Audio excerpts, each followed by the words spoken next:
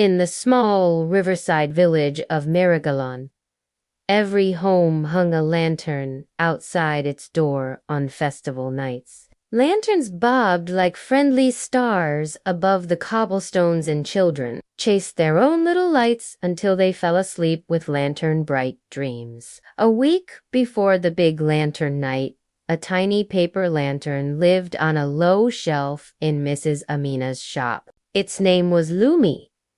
Lumi had bright orange paper, a tassel like a tassel of sunshine, and a wish stitched into its rim to glow for someone who needs a smile. Each day, customers came and chose lanterns for their families. They hummed as they touched the paper and imagined the warm glow at night. But when the children came in to pick the lanterns for their parents, they always passed Lumi by. "Too small," they said. "Too plain." Lumi waited quietly, hoping to be chosen. 3 nights before the festival, a wind came out of nowhere and rattled the village. It blew a little too strongly, and in the jostle, Lumi slipped off the shelf and tumbled down the back of the shop into a quiet, dusty corner. There, tucked under a spool of ribbon, Lumi's tiny wick bent, and the paper around it wrinkled. When Mrs. Amina found Lumi in the morning,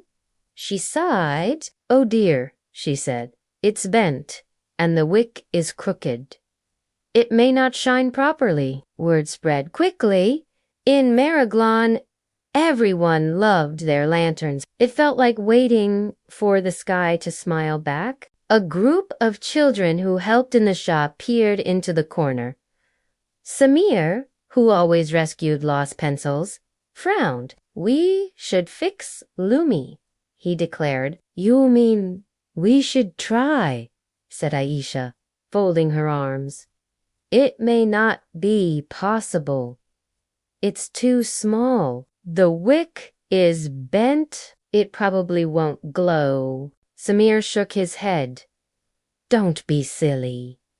We always find a way." He picked up Lumi carefully, the paper crunching softly. "Let's ask Old Man Patel. He has everything." They went through the archway into the square, past colorful streamers and houses decked in flowers. Over there, in the oldest building with climbing vines, lived Tinkerer M.R. Patel. He had a box of spare things: clear beads, cloth scraps, a sliver of mirror, tiny threads, and glue. "We want to make this little lantern shine," said Aisha. "That is a very good wish," said Mr. Patel, smiling. "Very good indeed. We need to straighten the wick," said Samir.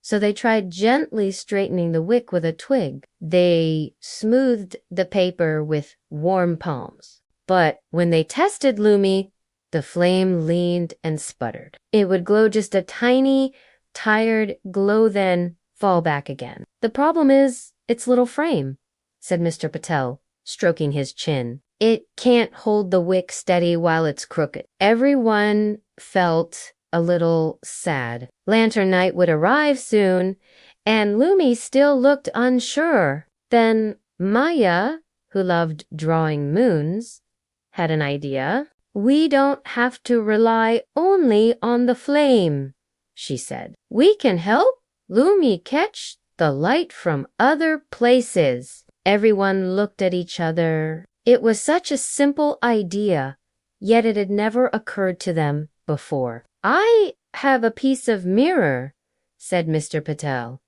"It will reflect the candlelight." The bead maker threaded tiny glass beads into a twinkling fringe. "And my golden tissue paper will warm the light," said Mrs. Amina, appearing in the doorway. The children decorated the mirror with the beads and taped the golden tissue inside the lantern, so light would bounce and glow even where the wick faltered. But the cleverest part was the kindness. The night before the festival, the tinkerer walked through the village. asking everyone to save a small candle stub from their evening lamp.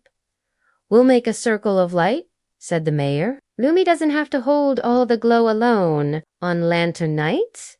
The wind was mild, and the whole village gathered. Lanterns bobbed, children sang, and the river reflected 1,000 twinkling dots. When Mrs. Amina lifted Lumi high, the little lantern's wick wavered and leaned. Then the mirror caught the candlelight from the circle and threw it back in a soft, steady shimmer. The beads scattered tiny diamonds, and the golden tissue warmed the light into a cozy hug. Lumi glowed, not always with a steady flame, but with a warm, shimmering glow that seemed to hold every friend's smile. Children pointed and clapped. A baby rubbed sleepy eyes and a farmer wiped his cheeks, because the light made him think of a memory he'd almost forgotten. Even the moon seemed to pause and admire Lumi's spark. After the festival, the villagers did something they'd never done before. They made a small tradition. Each year, one corner of the square would hold a shared light, a place where small or imperfect lanterns could shine together, supported by mirrors, beads, and the neighbors' candles. They called it the Circle of Kind Hands. Luminous lived happily on Mrs. Amina's shelf the rest of the year, wrapped in a tiny ribbon. People often asked for the little lantern that shone, because it reminded them of how a single small thing becomes beautiful when others help and when everyone shares their light. And sometimes, when a child walked past the shop feeling sad or worried, Mrs. Amina would take Lumi down, lift it gently, and say, "See, even the smallest glow is important." The child would hold Lumi for a moment and leave with a softer step. The end.